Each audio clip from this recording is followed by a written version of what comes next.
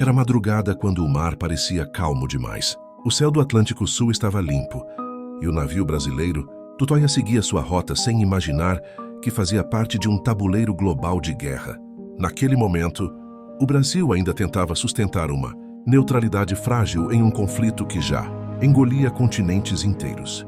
Para a tripulação do Tutóia, a guerra parecia distante, quase irreal, mas sob a superfície escura do oceano, ela já estava à espreita. O Tutóia era um navio brasileiro de navegação costeira, utilizado para transporte e apoio logístico, operando em águas que até pouco tempo antes eram consideradas relativamente seguras.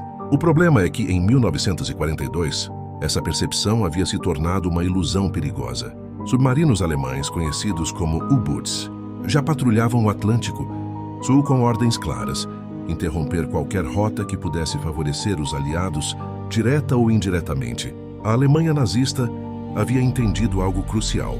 O Brasil não era apenas um país distante do fronte europeu. Era uma peça estratégica. Suas rotas marítimas, seus portos, seu petróleo, seu minério e sua posição geográfica eram fundamentais para o esforço de guerra dos Estados Unidos e da Inglaterra. E atacar navios brasileiros era uma forma silenciosa, porém brutal, de enviar uma mensagem. Enquanto o Tutóia avançava, a bordo havia marinheiros experientes e outros em sua primeira grande viagem. Alguns conversavam baixo, outros observavam o horizonte. Ninguém via o perigo, mas ele estava ali, invisível, calculando cada movimento. Para entender o ataque ao Tutóia, é preciso compreender o momento histórico. Em 1942, o Atlântico havia se tornado um cemitério flutuante. Submarinos alemães operavam com extrema eficiência, usando o fator surpresa como arma principal. Muitos ataques aconteciam sem aviso. Um torpedo, uma explosão e tudo acabava em minutos. O Brasil, oficialmente neutro, já sofria pressão dos dois lados. De um lado, os Estados Unidos exigiam alinhamento. Do outro, a Alemanha observava atentamente cada movimento brasileiro.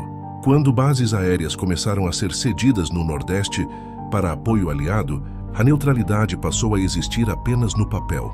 O Tutóia navegava dentro desse cenário tenso.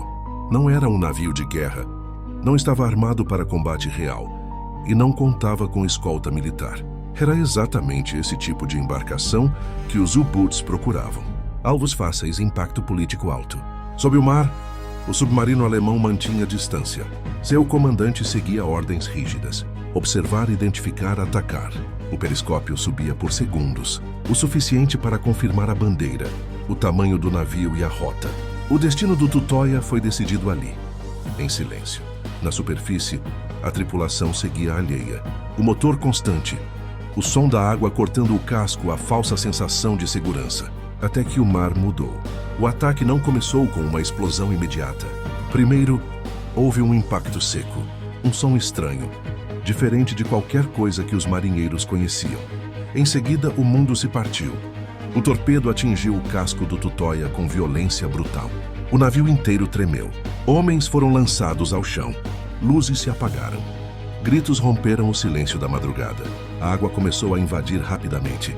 Não havia tempo para entender, apenas para reagir. O cheiro de combustível se espalhou. O navio inclinou. Alguns tentaram alcançar botes.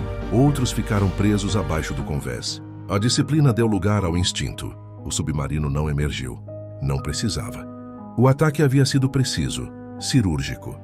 Em poucos minutos, o Tutóia estava condenado. O oceano, indiferente, engolia o que restava. Alguns homens conseguiram se lançar ao mar. Outros desapareceram com o navio. Não houve resgate imediato. Não houve testemunhas externas. Apenas o Atlântico e os sobreviventes à deriva. Horas depois, o sol revelou a dimensão da tragédia. Destroços flutuavam. Homens exaustos se agarravam ao que podiam. O silêncio após o ataque era quase mais cruel que a explosão. Não havia certeza de sobrevivência, apenas esperança. Dias depois, a notícia chegou ao continente. Mais um navio brasileiro atacado, mais vidas perdidas. Mas algo havia mudado. A população começou a perceber que a guerra já estava aqui. Não era mais um problema europeu, era brasileiro. O ataque ao Tutóia se somou a uma sequência de afundamentos que causaram revolta nacional. Manifestações tomaram as ruas. O governo não podia mais fingir neutralidade. A Marinha do Brasil iniciou investigações. Relatórios foram elaborados. Rotas foram revistas. A pressão internacional aumentou. O ataque ao Tutóia passou a ser citado em reuniões estratégicas como prova de que o país já estava sendo atacado, mesmo sem declarar guerra. Para as famílias das vítimas, restaram cartas oficiais e silêncio. Muitos corpos nunca foram recuperados. Muitos nomes se perderam nos registros, mas o impacto foi real. Pouco tempo depois, o Brasil declarou guerra ao eixo. O Atlântico Sul se tornou oficialmente zona de combate. Comboios passaram a ser escoltados. Bases aéreas no Nordeste se tornaram vitais para a vitória aliada. O Tutóia, mesmo não sendo o navio mais conhecido, havia cumprido um papel histórico. Seu ataque ajudou a empurrar o Brasil para uma decisão que mudaria seu lugar no mundo. A memória do Tutóia não vive em grandes monumentos. Vive em arquivos, em relatos fragmentados, em histórias contadas por gerações. Como tantos outros navios brasileiros atacados, ele representa o preço silencioso pago antes, mesmo da guerra ser oficialmente declarada. Hoje poucos sabem o nome Tutóia, mas o oceano lembra. O ataque faz parte de uma campanha que matou milhares de brasileiros no mar. Um capítulo esquecido, mas essencial para entender por que o Brasil entrou na Segunda Guerra Mundial. O Tutóia não afundou sozinho. Afundou junto com a ilusão de neutralidade. Seu casco no fundo do Atlântico marca o ponto em que o Brasil percebeu que a guerra não escolhe distância. Ela chega em silêncio, ataca na escuridão e muda tudo. E essa história precisa ser contada.